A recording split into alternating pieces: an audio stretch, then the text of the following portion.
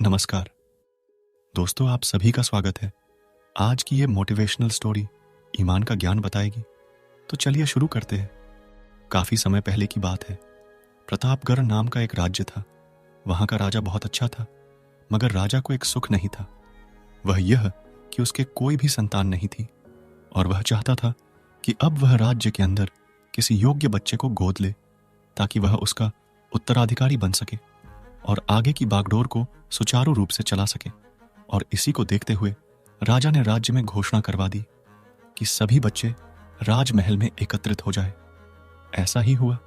राजा ने सभी बच्चों को पौधे लगाने के लिए भिन्न भिन्न प्रकार के बीज दिए और कहा कि अब हम 6 महीने बाद मिलेंगे और देखेंगे कि किसका पौधा सबसे अच्छा होगा।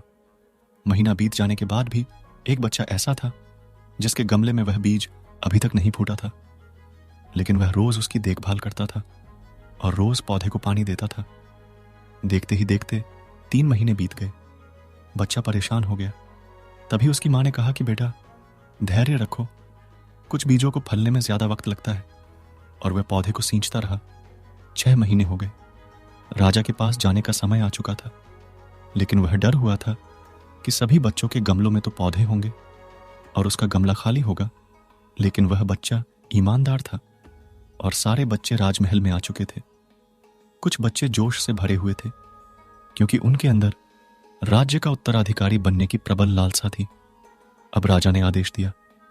सभी बच्चे अपने अपने गमले दिखाने लगे, मगर एक बच्चा सहमा हुआ था क्योंकि उसका गमला खाली था। तभी राजा की नजर उस गमले पर गई।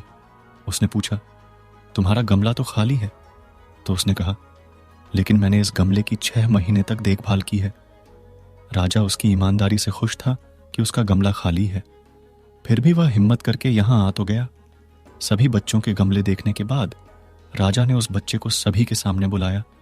बच्चा सहम गया और राजा ने वह गमला सभी को दिखाया। सभी बच्चे जोर से हंसने लगे।